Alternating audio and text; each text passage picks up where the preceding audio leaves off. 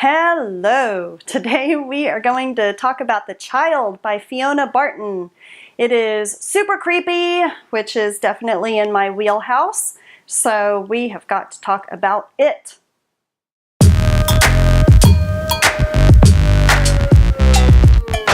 The Child by Fiona Barton. Now don't worry, I'm not going to give any spoilers in this review, although I really want to. It's so hard not to because the book is really good and I just want to talk about the ending that I didn't see coming. I had a friend who read this book also and said she saw it coming from pretty early on. I didn't see it coming. So here's the setup. We're following different women in different stages of their lives who are all concerned with the latest finding. The skeletal remains of a dead baby have been found.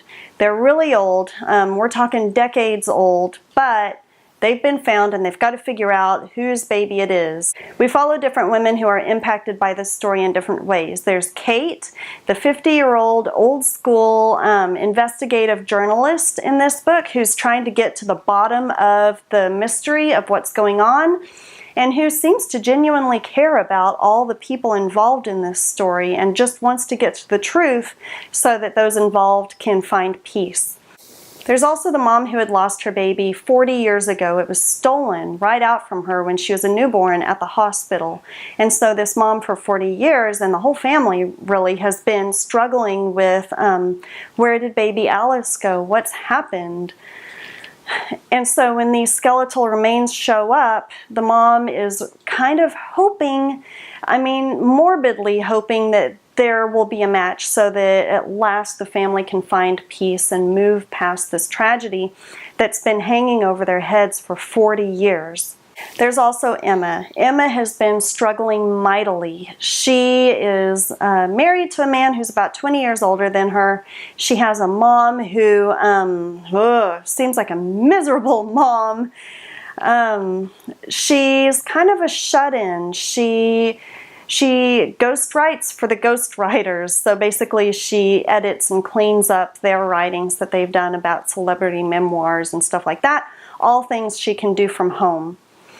So throughout the book we see Kate trying to figure out what's going on, hand-holding the mom as she finds out about the remains, what's going on with those, and then we also see Emma falling more and more apart. Now the thing that was really significant to me in this book is that Emma, she's kind of being yellow wallpapered throughout the book.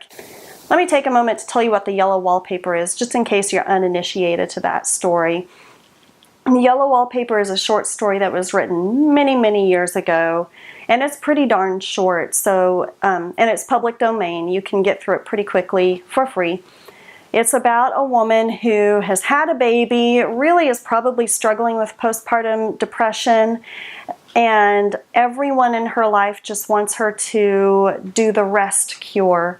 And so they want her to just hole up in her room, rest, and do nothing. Nothing. Do not interact with the children. Do not interact with people.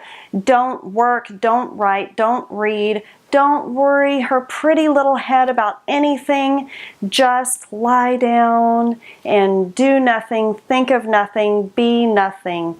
And through that, she was supposed to get the cure to all that ails her.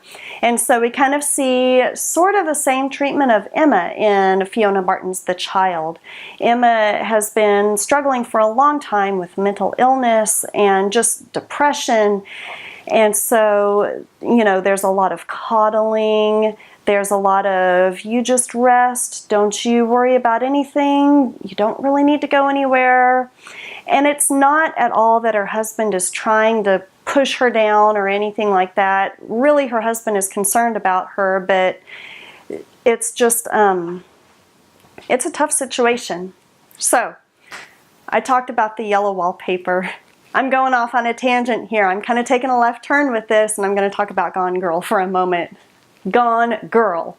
So if you are one of the, I don't know, maybe 3 or 4 people who watch my videos, you will have experience with me ranting and raving quite a bit about people comparing books to Gone Girl.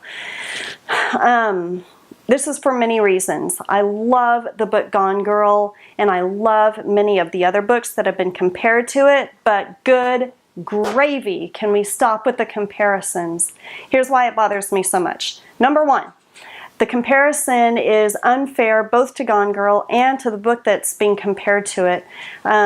It seems like any sort of book with a woman who's maybe not completely nice, maybe a little bit unbalanced, multi-layered, gets compared to Gone Girl. And so people go into it expecting to get that book, and then they're disappointed when it's a perfectly good book. It just shouldn't have been compared to Gone Girl because it's not Gone Girl. A Separation is a good example of that by Katie Kitamura. It was a perfectly fine book, but the heavy marketing comparing it to Gone Girl kind of, it made me feel disappointed because I kept waiting for some big twist. I kept waiting for a woman who is on the verge of something big and violent and messy and scary. And that's not at all what the book is. I know I've ranted about that enough. I'm going to leave that book alone. But let me just say, perfectly good book, suffered in comparison. And that's not fair to that book. And it's not fair to Gone Girl because Gone Girl isn't meant to be this shining beacon on a hill of books about deranged women. Okay, number two, here's the other thing that bothers me about it. Why is it so shocking that there is a multidimensional woman? Why is it so shocking that women are sometimes not completely nice? It's kind of small-minded about women. Of course they're not completely simpering and sweet all the time, although if they are, that's fine. You know, props to those women. And if you're a strong, empowered woman, you don't have to be completely flawless and unimpeachable and impeccable in every single way. You can be strong without being absolutely perfect. That's fine if you are. Props to those women too. But the vast majority of women have so many layers to them. Sometimes they're strong, sometimes they're weak, sometimes they're nice, sometimes they're mean, sometimes they're perfect, sometimes they make huge mistakes. Women are just as multi-dimensional as men are, and so the fact that people were so shocked by this character of Amy Dunn in Gone Girl kind of, I mean, like, where have you been, people? Have you never met a woman? Why is that so shocking that there's a woman that has more than one layer to her? So that's kind of bothered me as well. And so people seem to kind of have this breathless anticipation to have more and more Gone Girls, more and more women on the verge of disaster. And so that brings me to number 3, and that's an article that I read very recently by Emily Martin for Book Riot. It's a really good article. I'm going to link to it so that you all can read it as well. She takes it a step further where she looks at the psychological implications of all of this. So it seems like in the breathless need to be the next Gone Girl, a lot of these books are taking women more and more and more to the edge so that their craziness is almost a caricature at this point. And so women, instead of being completely simpering, sweet people, are now just unhinged. Completely unhinged, and it's just taking it to another extreme that again puts women into a box that they don't belong in the first place.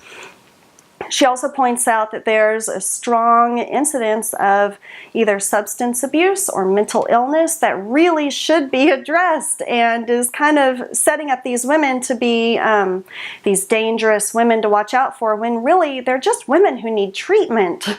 So a good example she gives is the main character of Girl on a Train who may be somehow involved in a murder, but she's not quite sure because she's a raging alcoholic.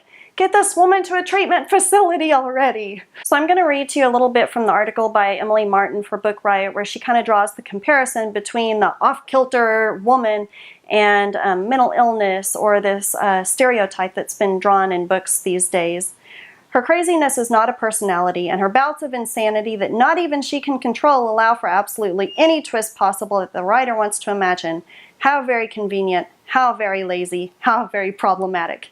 She has a real way of words. I'm going to link to her article in the show notes because I think you should read it for sure. So I'm not drawing any comparison to the child here. I don't think that her portrayal of Emma was problematic in any way, and it's a real thin line I'm drawing here to even be bringing up the Gone Girl phenomenon and the off-kilter woman who really in reality just needs mental illness treatment. But gosh darn it, it's my channel, so I'm going to do it. So, in summary, The Child by Fiona Barton. It's really good. I enjoyed it a lot, and I think you will too. Give it a read and let me know what you think. Thanks for watching. I'll catch you next time. Bye.